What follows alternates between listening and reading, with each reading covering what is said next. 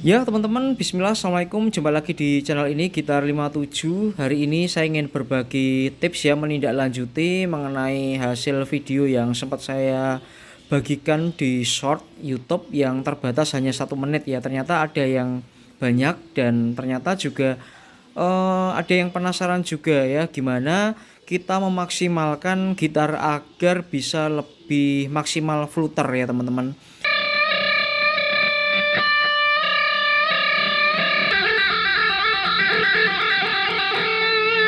Jadi fluter itu bisa dimaksimalkan ya, karena ada beberapa gitar meskipun kita beli baru dari pabrik, dari toko musik, itu ya bisa fluter tapi kok nggak bisa maksimal gitu ya. Nanti video ini poinnya adalah itu, gimana memaksimalkan biar gitarnya bisa fluter ya. Maksudnya apa?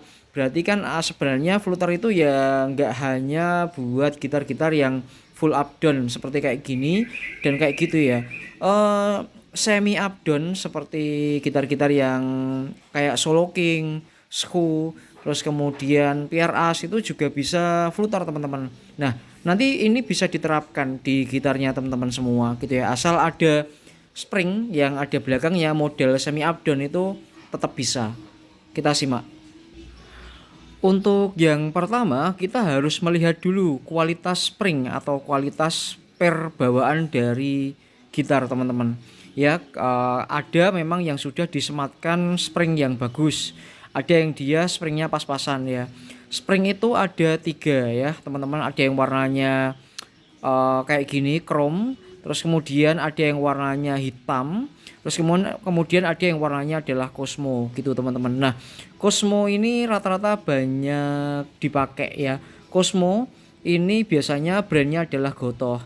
Nah, seperti gitar saya ini sudah saya upgrade dari bawaan yang warnanya chrome itu saya upgrade menggunakan spring Gotoh teman-teman. Nah, mau beli yang PSP atau yang satunya teman-teman menyesuaikan aja kebutuhannya gimana. Nah,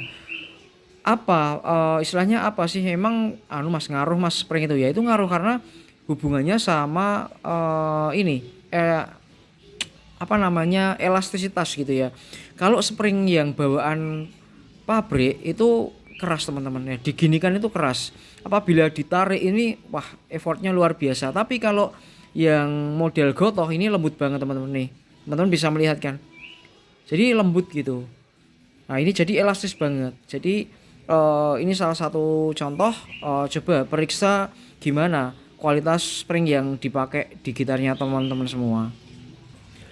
Kemudian faktor yang kedua, teman-teman bisa mengecek 2 buah baut ini. Ini biasanya rata-rata teman-teman jarang melihat gitu ya. Nah, kayu ini kan sifatnya bergerak teman-teman. Kalau teman-teman sering memakai tremolo ini untuk dipakai untuk bermain, ini kadang-kadang gerak. Nah, untuk hitungannya untuk sesuai jurnal yang pernah saya baca juga, ini posisinya seperti ini ya. Jadi bukan sejajar di kayu kayak gini, tapi adalah nungging gitu. Nah, nungging ini adalah untuk melakukan reposisi atau posisi yang menyebabkan bahwa spring yang ada di sini itu tidak menyentuh yang namanya body. Lihat teman-teman ya. Jadi ini ada jarak sejari saya ya, kelonggarannya seperti itu. Nah, ini tuh sampai jari saya bisa masuk ya.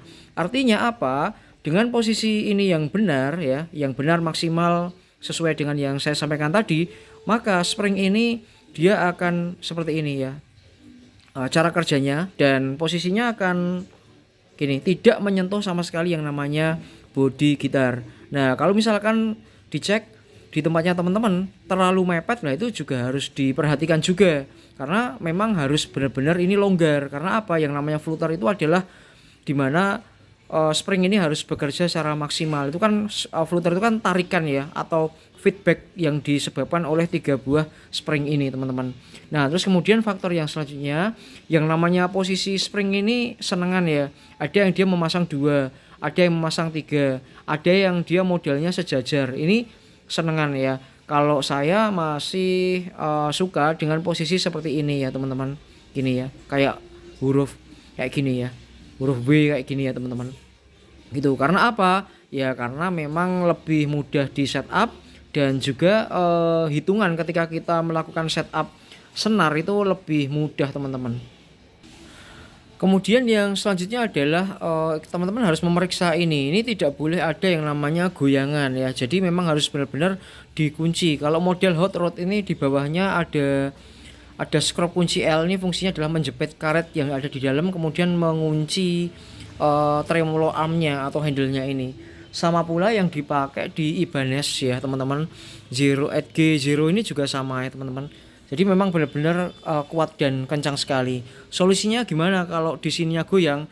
Teman-teman bisa menggunakan solatip ya teman-teman, kemudian dibalutkan di sini ya, kemudian baru dimasukkan dan kemudian baru diputar ya.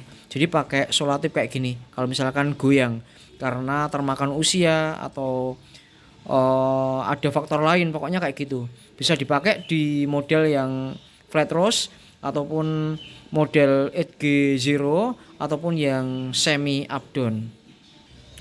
Kemudian yang selanjutnya ya teman-teman, soal pivot yang ada di samping sini dan juga sini ya, yang dia untuk menancapkan tremolo ini di dalam bodi gitar. Nah, untuk para teman-teman pemula biasanya hubungannya soal keceperan ya. Wah, aku pengen gitarnya tuh ceper mas. Alhasil tremolonya belakang ini diturunkan dengan cara ini apa namanya, pivotnya ini dikencengin. Ya memang ini kalau semakin kencang maka apa namanya, tremolo ini akan semakin dia turun. Tapi ada batasannya teman-teman ya. Kalau teman-teman terlalu mengencangkan ini ya, jadi nanti pivot ini akan mepet ke ini, ke saddle atau ke tremolonya ini, menyebabkan apa? Jadi pergerakan tremolo itu jadi terbatas ya. Nggak bisa seperti ini teman-teman. Nah, ini kan pergerakannya enak ya teman-teman. Nah, ini kan pasti bisa flutter ya.